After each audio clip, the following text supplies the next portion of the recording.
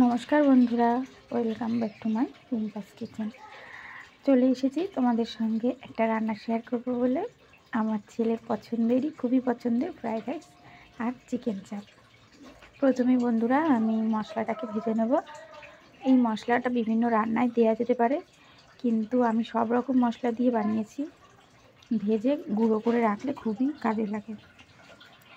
মশলা বানানো হয়ে গেল, এখন আর একটা মশলা আমি বানিয়ে নেবো। তার মধ্যে আমি কী কী দিচ্ছি দেখো: চাল মগজ বাটা, কাজু, পোস্ত, কাঁচা লঙ্কা, এই সবগুলোকে আমি বেটে নেব।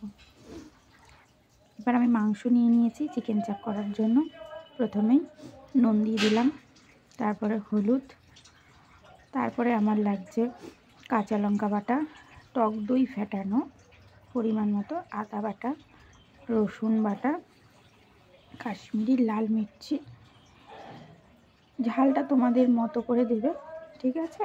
আমি আমার মতো করে দিয়েছি, বাচ্চারা খায় তো। পেঁয়াজ বাটা, সব কিছু দিয়ে মাংসটাকে আমি ভালো করে মাখিয়ে নেব। আমি এর মধ্যে কোনো তেল দিলাম না। ভালো করে মাখিয়ে কিছুক্ষণের জন্য 30 মিনিটের জন্য আমি ঢাকা দিয়ে রাখলাম। চলো এবার আমরা রান্নাতে যাই। আর এই রান্নাটি আমরা ঘি, সাদা তেল দুটোই ব্যবহার করতে পারি। আমরা যেহেতু ঘি পছন্দ করি না, জন্য সাদা তেলটা বেশি দিয়েছি, ঘিটা কম দিয়েছি। তোমরা চাইলে ঘিটা একটু বেশিও দিতে পারো। গোটা এলাচ, দারচিনি, লবঙ্গ ফোড়ন দিয়ে পেঁয়াজ বাটাটাকে আমি ভালো করে ভেজে নেব। এই দেখো ব্রাউন কালারের মতো ভাজা হয়ে গেছে। এবার আমি মাংস মাখাটাকে আমি দিয়ে দেবো, ম্যারিনেশন করা মাংসটাকে দিয়ে ভালো করে, এটা কিন্তু একদম লো ফ্লেমে আস্তে আস্তে রান্না করতে হবে। এই রান্নাটা কিন্তু খুবই ভালো, মানে খেতে খুবই ভালো। রান্নাটা ভালো কিনা আমি জানি না, খেতে খুবই টেস্টি। আমিও ভালোবাসি, আমার ছেলেও খুব ভালোবাসে।